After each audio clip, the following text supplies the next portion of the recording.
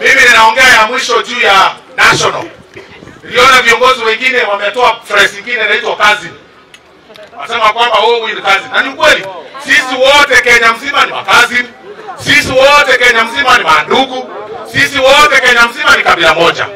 Ile kitu tunaomba tafadhali, kura ikifika isiwe ndio inatutenganisha katika Kenya hii. Wakati wa kura, jamii kama jamii ya Mkisii iko kila mahali Kenya hii. Tuko Eldoret, tuko Thika, huko Thika tuko na Kisii ndogo. Huko Eldoret tuko na Nyamira. Huko Nyandarua tuko na Keroka. Tuko na vijiji everywhere.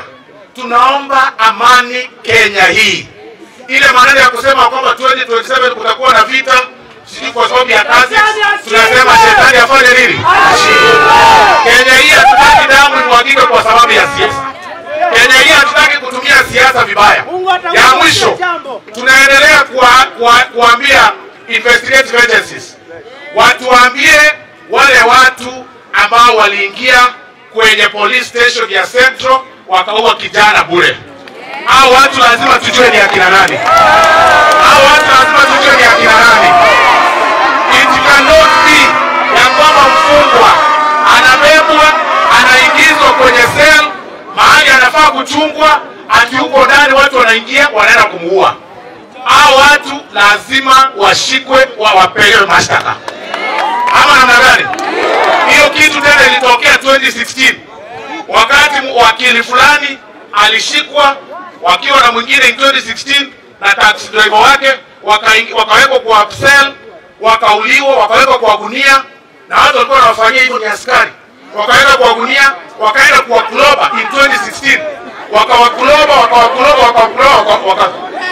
What we will not accept ni kwamba Kenya hii ati kwamba watu wasiwe safe katika police cell.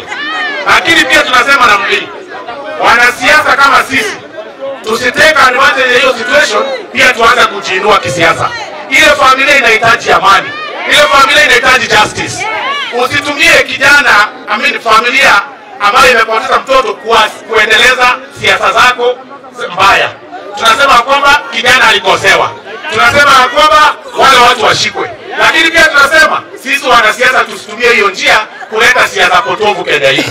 Kwa sababu jana tuliona watu wakiandamana wakachoma gari 2 kwa barabara. Zenye zilikuwa zimepakiwa. Hiyo gari zenye zilichomwa sio za wale waliwa, ni za Mkenya mwenzako. Zile gari zilichomwa 2 za Mkenya, pengine analipa loan.